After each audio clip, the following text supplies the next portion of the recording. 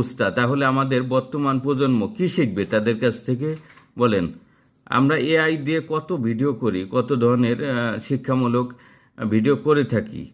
আমরা যদি এই ভুল সংশোধন না করে এটা যদি আমরা শিক্ষা গ্রহণ করি, তাহলে কিন্তু আমরা মারাত্মক ক্ষতিগ্রস্ত হব।